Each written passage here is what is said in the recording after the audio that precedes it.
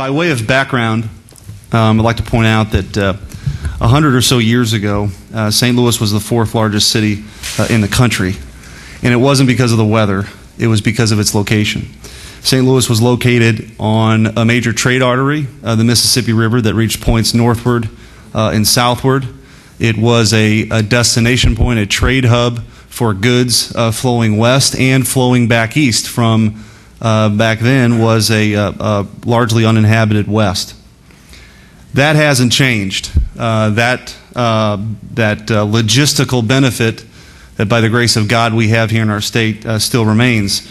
Around that same time, 100 years ago, a little longer than that ago, 120, 30 years ago, St. Louis's economy was driven primarily by steamboat traffic. It is what made St. Louis the fourth largest city in the country. And some of those interests were concerned of the growth of a new mode of transportation and delivery of trade, the railroad. A sleepy city back then named Chicago jumped on the opportunity while we delayed building the Eads Bridge, which is much celebrated but probably came 25 years too late. And Chicago became Chicago, and the rest is history. We have an opportunity now because of some of those assets. When you're pitching a deal or you're trying to close a deal, you lead with your assets. And we have a lot of assets in our state to offer in creating a new trade center for the Midwest. St. Louis has the benefit of being what's been referred to as in the center of the center.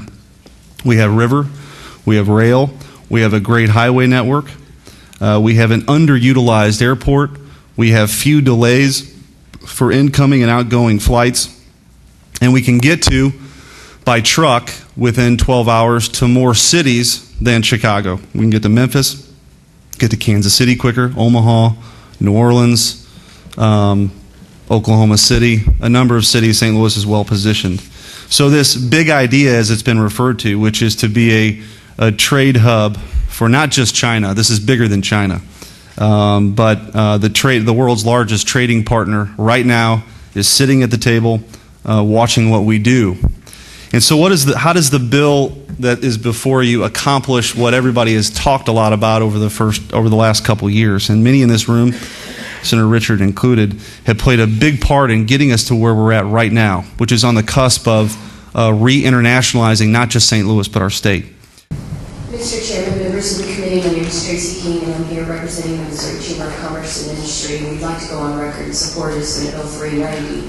Dan Meehan, our president and CEO of the Chamber, is a member of the Midwest China Hub Commission, and as Senator Schmitt pointed out, they are in St. Louis today meeting. And Dan asked me to relay to the committee that they see this as a necessary and important next step in creating an air freight hub from St. Louis to China, and particularly the provisions that do relate to the freight forwarders. So we've been working on this project for 3 years, and while sometimes it seems slow, we think we're at a very pivotal point now in actually making this happen successful. And as Senator Smith pointed out, it will be a game changer, not just for the city of St. Louis, but for the state and also the Midwestern region. So with that, we urge your support.